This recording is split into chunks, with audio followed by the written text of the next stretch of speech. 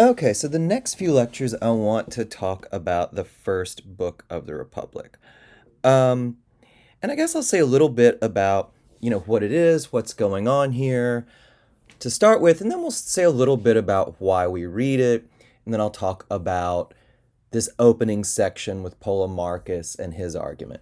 The opening section is not really, I think, as interesting as the stuff that happens later with Thrasymachus, but I think it's worth talking about just to set the stage and also, well, to give you guys a bit of an idea of what's going on here. And, also one of the things I want to talk about here is what philosophy even is.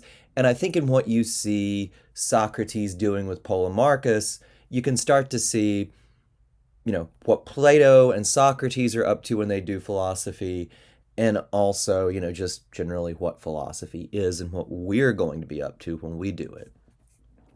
So, just a few words about Plato, Socrates, the Republic.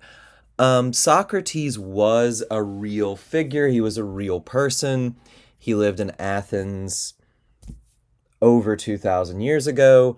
And he would do the sort of thing you see him doing in the Republic here. He would go around, he would ask people to define some big concept like justice here.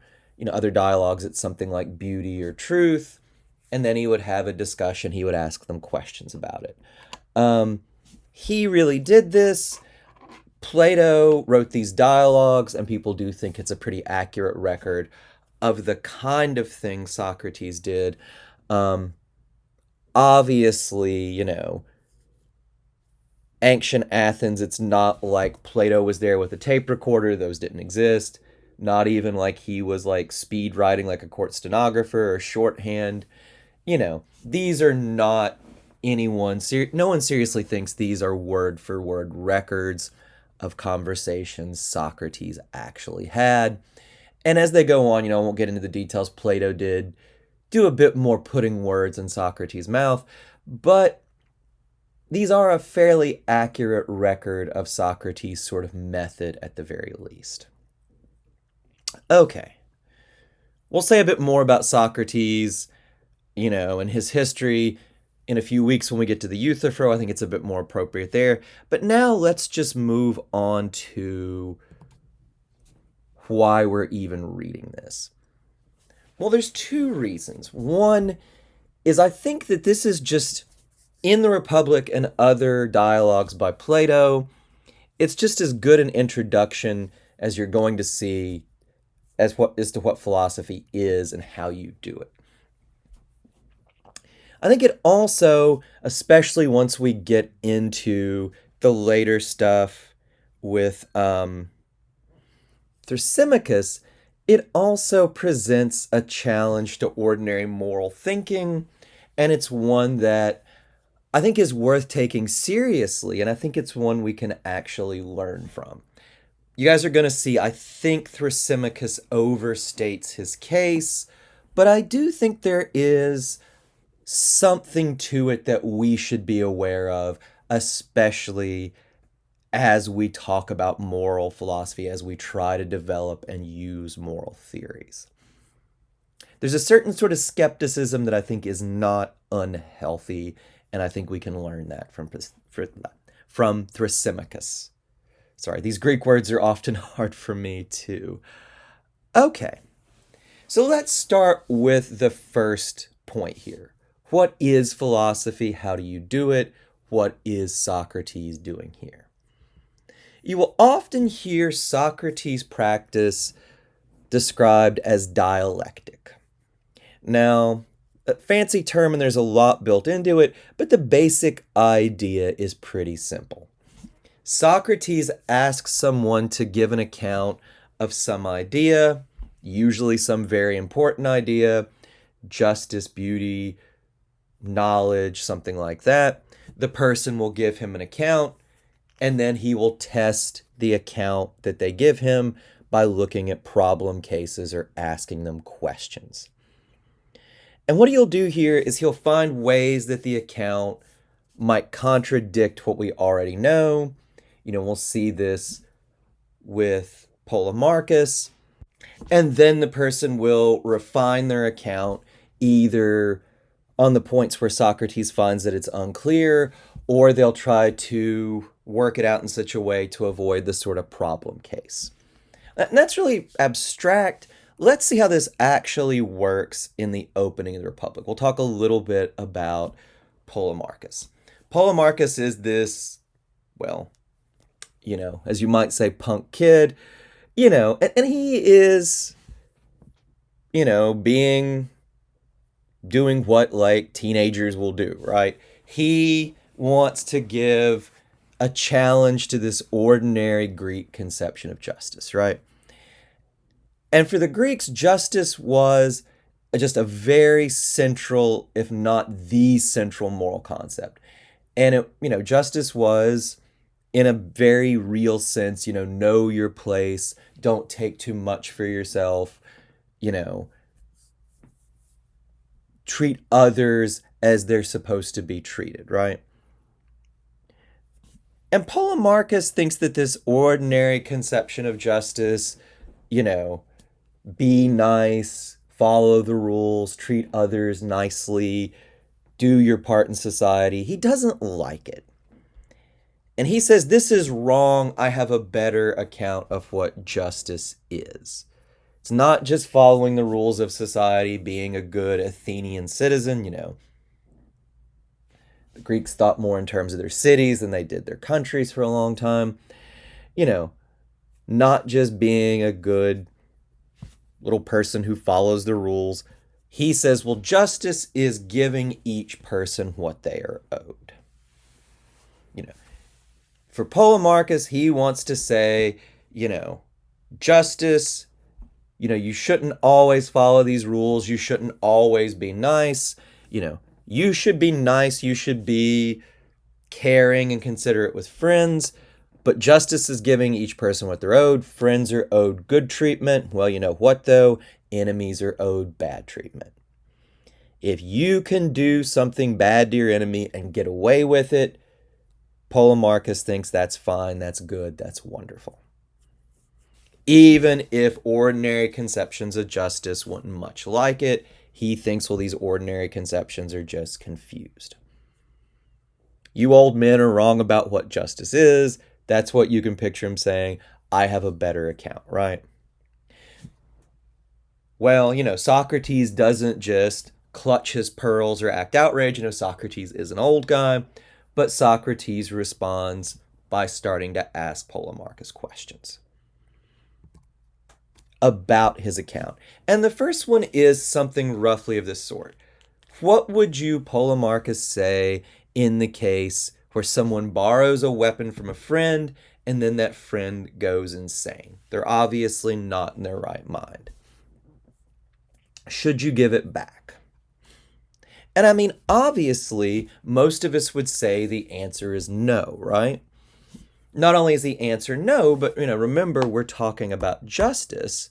Most of us would say it is not just to give your friend who is not in their right mind a weapon, right? Even if it is theirs, This is ancient Greece. They're thinking about swords. But, if we were in modern times and it was a gun, it'd be the same thing, right? It's obviously not good, obviously not just to return the weapon, right? Why? Your friend might hurt himself. Well, that certainly wouldn't seem to be giving your friends what they're owed in a larger sense, allowing them to harm themselves. Or they might go out and commit some horrible crime, right? That's also obviously not just. But if it's their gun, giving each person what they are owed, seems like they are owed their gun or their sword back, right? So what does Polemarchus do in response here? Well, when you get a challenge like this from Socrates, and we'll see this a lot with all the moral theories we talk about, right? All the people we read will try to develop a theory of what some moral concept is, and then we'll test the theory by looking at possible cases where the theory gives us answers that are weird or that we know are wrong. And there's three ways to deal with these sort of cases. Philosophers call them counterexamples. The first way is that you can rework your theory, maybe modify it, or better if you can do it, you can work your theory out in more detail to show why this isn't really a problem. That is the most common response. And that is actually what we find Polemarchus doing, right? There are two other possible responses. One is you can give up the theory. After Thrasymachus and Socrates debate for a long time, this seems to be what Thrasymachus ends up doing. The third possible response when you get a counterexample like the one Socrates throws out here is you can bite the bullet. You can say, yes, this case looks weird, but I think my theory is good enough that we should just accept the supposedly weird case. If Polemarchus wanted to bite the bullet, he'd just say, yes, Socrates, you might think it's weird, but I say we should just give the guy his sword back. He can do what he wants to with it. We'll see next week when we start talking about utilitarianism. Utilitarians, or at least utilitarians of a certain sort, will often go for this bite the bullet response to some objections. In case you're interested, call it biting the bullet because it's supposed to be very unpleasant. Picture these Civil War movies or Westerns where somebody gets injured and they have to saw a leg off and they give them a bullet to bite, right? That's where the image comes from. Not that philosophers ever do anything as painful or physical as having to bite a bullet, but we do like our descriptive language sometimes, right? Anyway, so let's go back to the actual dialogue. So Polemarchus takes option one. He tries to work his account, his theory of justice out to avoid Socrates' counterexample. Polemarchus' second attempt, he says, well, justice is benefiting friends and harming enemies. Now notice what Polemarchus is doing here, right? He's not giving up his first account of justice. Justice is giving each person what they are owed. Well, Polemarchus would and does say, friends are owed benefits, enemies are owed harms. He is just giving us more detail to his initial account, and he thinks if he does this, he'll avoid the problem Socrates raises. Well, notice too, this will avoid Socrates' challenge. This will help Thrasymachus say, well, no, my theory gives the right answer to this weird case. If you give your friend who is temporarily out of his mind for whatever reason, his gun back or his sword, well, you're not benefiting him, right? He might harm himself. That's not benefiting your friend. He might go out and kill somebody, in which case he's going to be in deep legal trouble. That's not benefiting your friend. If he comes to his senses, he might harm someone he loves. That's also not benefiting him, right?